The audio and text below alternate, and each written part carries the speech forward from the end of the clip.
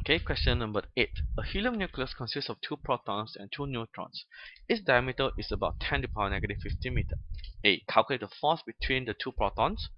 Calculate the potential at a distance of 10 to the power negative 5 and 10 to the power negative 50 meter from the center of the proton. How much work would need to be done to bring 2 protons to this close to each other? If one proton was stationary, and what speed would be a second proton need to fire at it to get this close? Okay, ignore any relativity effect. Okay, so let us try to do it. Okay, first I plot out the 2 protons. So I have 2 separations here, which is 10 to the power negative 50. So question number 8 is very simple. I need to find the force between the 2 protons at these separations. Okay, but replace everything inside, which is now the charge of the proton is 1.6 times 10 to the power negative 19. So, but this is the 2 identical charge, so I can use square it up. Okay, so and then 4 pi epsilon, which is from a distance of 10 to the power negative 15. Don't forget the square. So you will have your force at 230 Newton. Oh, the force is not small. Okay, although it's at a very small distance and a very small charge only, but it creates such a big force.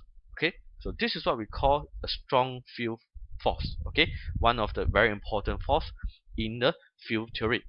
Okay, now B, calculate the potential at distance. Okay,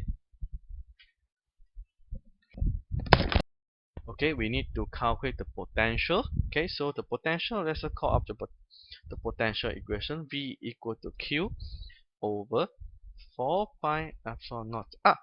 Okay, so the charge between the charge of the 2 proton, the charge of the proton is 1.6 10 to the power negative 19. Okay, divided by 4 pi epsilon naught. Okay, but be careful of the separation. The separation is at the distance from the center of the proton, which is 10 to the power negative 50. Okay, so there's no square over here, so I will get the potential as 1.44 times 10 to the power 6 volt.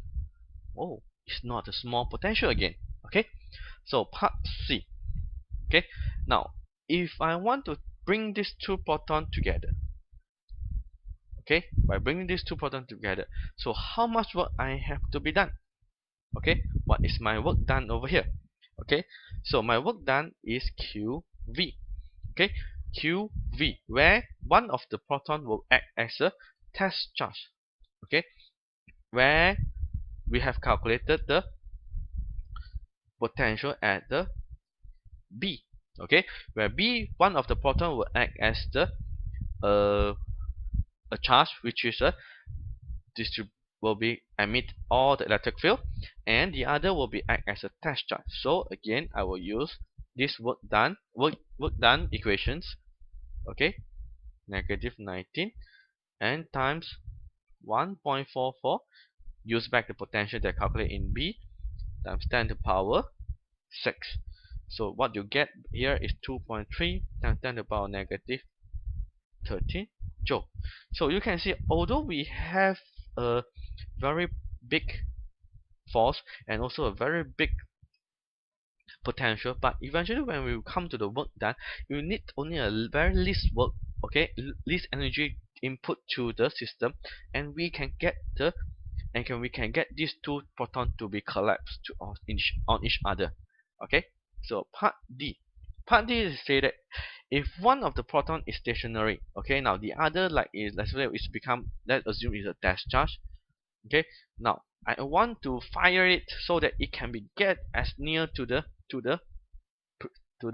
this one, okay, to the first proton. So what is the velocity? Okay, what is the velocity that it needed? Okay, now don't forget, just now we calculate the work done as 2.3 times 10 to the power negative 13 joule.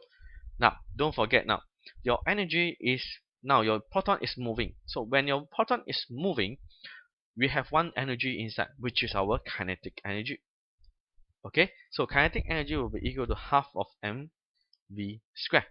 Okay, half of mv squared. So half of mv squared equal to 2.3 times 10 to the power negative 13 joule. So m is the mass of the proton.